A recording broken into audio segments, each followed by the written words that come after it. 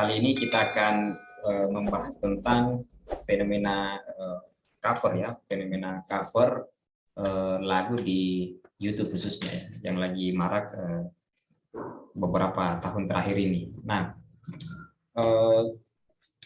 tidak sedikit dari mereka yang memiliki kemampuan bernyanyi dengan kualitas suara yang cukup baik, akhirnya menjadi terkenal lewat aksi covernya, ya. Aksi covernya di YouTube khususnya. Ada beberapa nama yang mungkin tidak asing lagi ya, yang terlintas di pikiran kita ketika kita mendengar cover ya, cover lagu ya, artis cover gitu ya sebutannya kadang-kadang.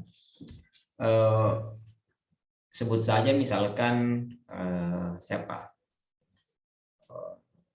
yang terbaru ya, yang terbaru lagi viral dari Sulawesi Selatan ya, ada Reza ya, ada Reza yang tiba-tiba mendadak viral dan dikenal di hampir seluruh pelosok tanah air ya, karena dia selama ini mengcover lagu-lagu mendiang Mikardilla ya, dan beberapa artis-artis lain seperti Poppy Mercury dan artis-artis lainnya. Nah, aksinya ini kemudian diupload ya, aksi mengcover lagu Mikardilla khususnya itu kemudian diupload ke YouTube. Ya, YouTube kemudian dia dikenal ya, dia mulai dikenal dan tidak sedikit yang menganggap bahwa suara si Reza ini mirip dengan mendiang Mikardilla ya. Nah, bukan hanya Reza sih sebenarnya ya, beberapa nama-nama lain juga bisa dikatakan sukses ya, sukses dalam hal mengcover lagu. Nah, cuman tidak semua di antara mereka yang mulus menghadapi itu ya, menjalani profesi sebagai orang yang aktif mengcover lagu ya. Nah, kenapa? Karena ternyata mengcover lagu itu ada juga aturan yang mengatur ya, ada yang mengatur itu. Nah, bahkan ada undang-undang yang mengatur para pekerja seni atau para penyanyi yang mengcover lagu yang sudah dinyanyikan oleh penyanyi-penyanyi terkenal lebih dulu ya. Nah, sebelum kita masuk ke membahas ya sisi hukum dari mengcover lagu ini, kita terlebih dahulu mau mengetahui bahwa YouTube adalah sebuah situs web video ya, situs web video sharing populer di Indonesia dan hampir di seluruh dunia. Nah, di situ para pengguna bisa memuat, kemudian bisa menonton dan berbagi klip video secara gratis ya. Nah, sedangkan kalau berbicara soal cover lagu ya adalah sebuah pertunjukan oleh pelaku atau penyanyi atau musisi yang bukan merupakan pencipta dari satu karya musik. Nah, itu yang dimaksud dengan cover. Nah, akhir-akhir ini juga ada banyak berita ya yang disajikan yang mengatakan bahwa sebagian dari penyanyi yang tidak senang dengan adanya oknum-oknum orang-orang yang mengcover lagu mereka ya, ada juga sebenarnya ya, meskipun kalau kita bercerita tentang Reza tadi terlihat bahwa keluarga mendiang, sahabat-sahabat mendiang Nike Ardila itu justru senang dengan kehadiran Reza membawakan lagu-lagu mendiang Nike Ardila. Tetapi di sisi lain ada juga sebenarnya beberapa artis penyanyi yang tidak senang dengan aksi-aksi cover yang dilakukan oleh beberapa penyanyi-penyanyi yang baru muncul ini. Nah, sebenarnya memang benar bahwa mengcover lagu adalah bentuk pelanggaran hak cipta ya. Nah, tetapi bukan berarti bahwa mengcover lagu itu tidak diperbolehkan ya. Nah, karena ada beberapa hal sebenarnya yang bisa ditempuh oleh orang-orang yang ingin mengcover lagu ya. Terkait dengan hal-hal mengenai hak cipta ya, karena kalau bicara soal cover lagu sebenarnya itu lebih kepada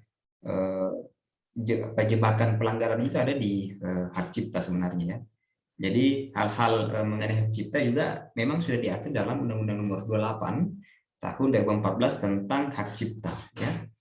Jadi berdasarkan pasal 1 angka 1 Undang-Undang Hak Cipta disebutkan bahwa hak cipta adalah hak eksklusif ya, hak eksklusif seorang pencipta yang timbul secara otomatis berdasarkan prinsip deklaratif setelah suatu ciptaan diwujudkan dalam bentuk nyata tanpa mengurangi pembatasan sesuai dengan ketentuan peraturan perundang-undangan yang berlaku. Itu yang dimaksud dengan cipta. Nah, hak cipta merupakan hak eksklusif yang terdiri atas hak moral dan hak ekonomi. Nah, jadi kalau bicara hak cipta itu ada di dalamnya ada hak moral dan ada hak ekonomi.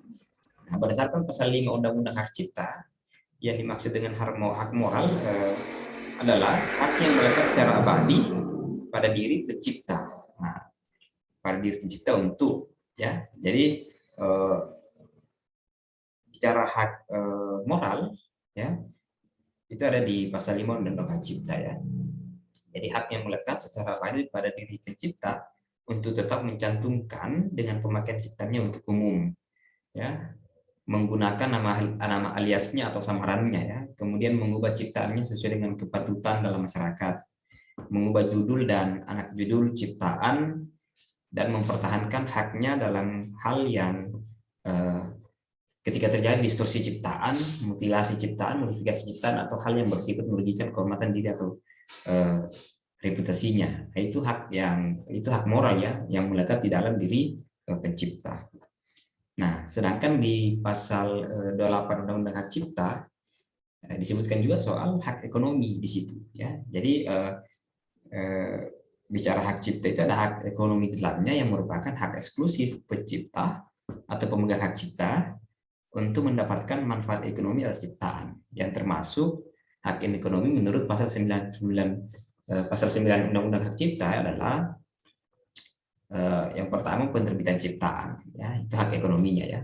Kemudian penggandaan ciptaan dalam segala bentuknya, kemudian penerjemahan ciptaan, kemudian pengadaptasian, pengeransemenan atau pentransformasian ciptaan, kemudian pendistribusian ciptaan atau salinannya, pertunjukan ciptaan, pengumuman ciptaan, komunikasi ciptaan, dan penyewaan ciptaan. Nah, itu hak ekonomi yang melekat di dalam pencipta ya. Jadi kalau dia mau terbitkan ciptaannya, kemudian dia mau gandakan ciptaannya dalam segala bentuk, kemudian terjemahkan ciptaannya, mengadaptasi atau mentransformasi ciptaannya, mau mendistribusikan, mau lakukan pertunjukan terhadap ciptaannya, kemudian komunikasi ciptaan, penyewaan ciptaan, itu boleh, itu secara hak ekonomi itu boleh ya. Nah, sedangkan di pasal 43 huruf D Undang-Undang Hak Cipta menyatakan bahwa perbuatan, pembuatan, dan penyebarluasan konten hak cipta melalui media teknologi informasi dan komunikasi yang bersifat tidak komersial dan atau menguntungkan pencipta atau pihak terkait atau pencipta tersebut menyatakan tidak keberatan atas pembuatan pembuatan dan penyebarluasannya, itu dianggap bukan pelanggaran hak cipta, ya. Nah, bukan pelanggaran hak cipta. Jadi pasal 43 itu ada penjelasan di situ bahwa untuk pembuatan dan penyebaran konten hak cipta melalui media teknologi informasi dan komunikasi yang sifatnya tidak komersial, ya, tidak komersial, ya, atau menguntungkan pencipta atau pihak terkait, atau pencipta tersebut menyatakan tidak keberatan atas pembuatan penyebarluasan, maka itu dianggap bukan pelanggaran hak cipta, ya. Nah, jadi berdasarkan pasal-pasal itu, mengcover lagu di YouTube dapat merupakan perbuatan yang melanggar hak cipta, sekaligus bisa juga dianggap sebagai bukan perbuatan yang melanggar hak cipta, ya. Nah, jika cover lagu di YouTube dilakukan dengan tujuan komersial tanpa seizin pencipta atau pihak terkait, dan mereka merasa keberatan dengan adanya cover lagu, maka perbuatan mengcover lagu tersebut menjadi suatu perbuatan yang melanggar hak cipta, ya. Tujuan komersial yang dimaksud ialah menjual kembali lagu cover ke khalayak ramai. Ya, apabila hal ini terjadi, maka pelaku cover haruslah mempunyai lisensi atas lagu tersebut. Ya, jadi ada dua hal, ya, kalau kita bicara soal lisensi. Yang pertama, lisensi atas hak mekanikal atau mechanical rights, dan yang kedua, hak untuk menggunakan, memproduksi, ya, atau mereproduksi, kemudian termasuk mengaransemen ulang dan merekam sebuah komposisi musik, lagu pada CD, kaset rekaman, dan media rekam lainnya. Dan atau ada yang namanya hak mengumumkan atau performing rights, ya, yaitu hak untuk mengumumkan sebuah lagu komposisi musik, termasuk menyanyikan, memainkan, baik berupa rekaman atau dipertunjukkan secara live melalui radio dan televisi, termasuk melalui media lain seperti internet, konser live, dan layanan-layanan musik terhadap program, ya. Nah, jika cover lagu dilakukan tidak dengan tujuan komersial dan pencipta atau pihak terkait tidak merasa keberatan dengan adanya cover lagu, maka perbuatan mengcover lagu bukanlah suatu perbuatan yang melanggar hak cipta. Orang yang mengcover lagu juga tetap harus menghormati hak dari pencipta, baik hak moral maupun hak ekonomi, ya. Jadi kalau di kondisi hari ini memang kita agak kesulitan, ya, ya, khususnya bagi pelaku cover, jika syaratnya adalah setiap cover lagu harus meminta izin dari pencipta maupun pihak terkait.